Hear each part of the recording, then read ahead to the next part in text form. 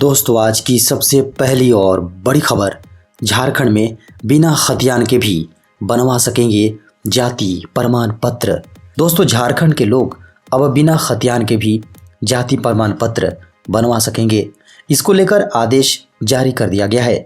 खबरों को माने तो मुख्य सचिव सुखदेव सिंह ने पत्र जारी करते हुए कहा है कि झारखंड में बिना खतियान के स्थानीय जांच के आधार पर भी जाति प्रमाण पत्र बनाया जाएगा।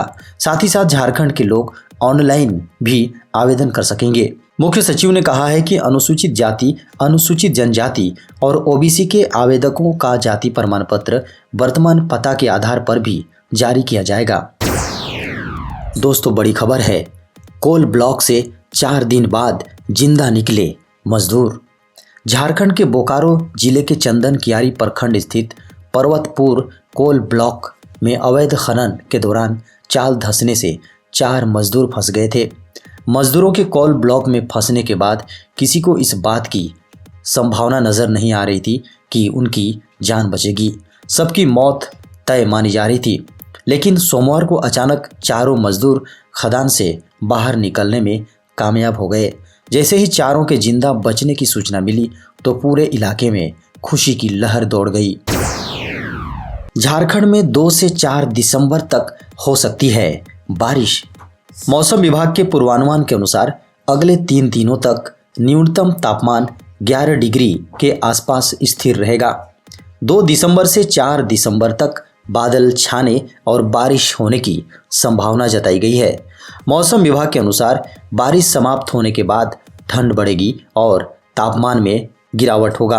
बता दें कि मौसम विभाग की ओर से झारखंड में मौसम को लेकर पूर्वानुमान जारी किया गया था। उसमें कहा गया था कि झारखंड में अगले कुछ दिनों में तापमान 4 डिग्री सेल्सियस तक गिर सकता है। इसके साथ ही कोहरे का प्रभाव भी दिखने लगेगा। कोरोना के नए वेरिएंट को लेकर झारखंड सरकार सख्त। दक्षिण अफ्रीका में कोरोना के नए वेरिएंट मिलने के बाद उत्तर प्रदेश सरकार द्वारा विदेशी यात्रियों की जांच के फैसले के बाद झारखंड की सरकार के स्वास्थ्य विभाग ने भी एहतियाती कदम उठाए हैं। विभाग ने ऐलान किया है कि एयरपोर्ट और रेलवे स्टेशनों पर यात्रियों की जांच के लिए निगरानी टीमें की तैनाती और पूरी सतर्कता बरतने के निर्देश दिए गए हैं। सभी जिलों के उपायुक्तों को कोविड टीकाकरण की गति तेज करने के लिए आवश्यक कदम उठाने को कहा गया है। झारखंड में एक्सप्रेसवे निर्माण में तेजी लाने के निर्देश। झारखंड का पड़ोसी राज्यों उत्तर प्रदेश, बिहार, बंगाल के लिए सड़क संपर्क बेहतर होगा। राष्ट्रीय राजमार्ग प्राधिकरण यानी NHAI की भारतमाला परियोजना के अंतर्गत बनने जा रही इकोनॉमिक कॉरिडोर को प्राइमरी सूची में शामिल करते हुए सड़क निर्माण से संबंधित कार्यों में तेजी लाने का आदेश दिया है। इससे ओडिशा, छत्तीसगढ़, बिहार, उत्तर प्रदेश और बंगाल के लिए नई 4 लेन सड़कों का विस्तार होगा।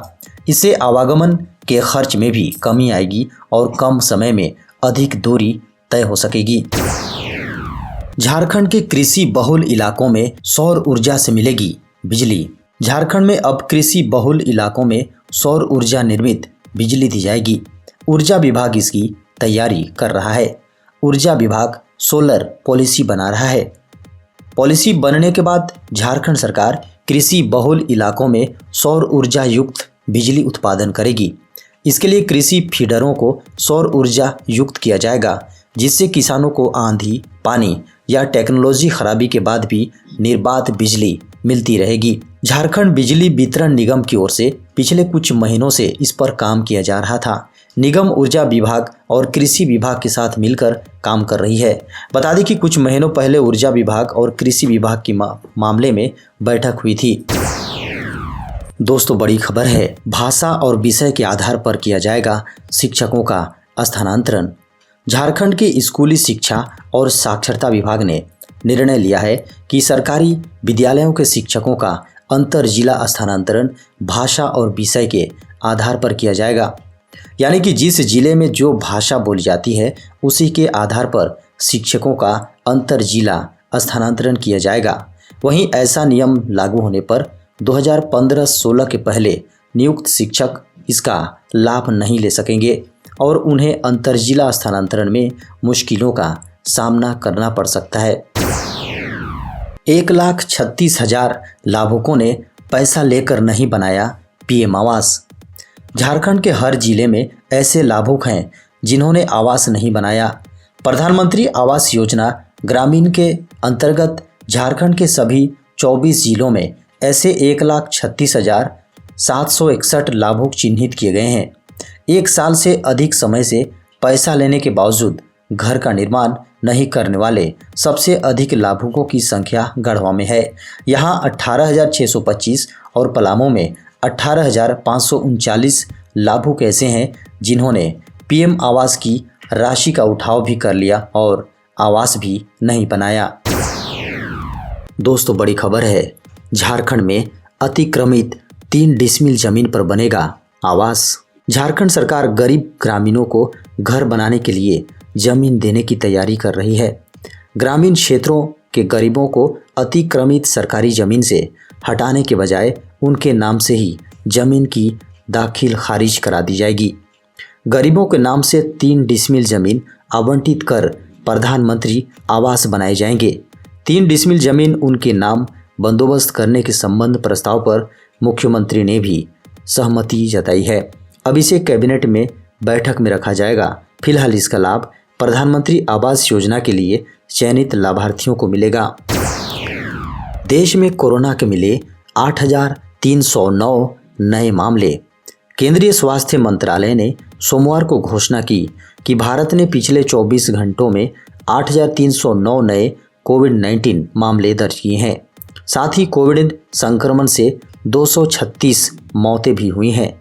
पिछले 24 घंटों में देश में कुल 9,905 डिस्चार्ज हुए हैं, जिसमें कुल ठीक होने वालों की संख्या 3,40,08,183 हो गई है। सोमवार को जारी आंकड़ों के अनुसार भारत में कोविड-19 सक्रिय मामले घटकर 1,03,859 हो गए हैं। अब तक राष्ट्रव्यापी टीकाकरण अभियान ने लगभग 122.41 करोड़ वैक्सीन की खुराक दी है।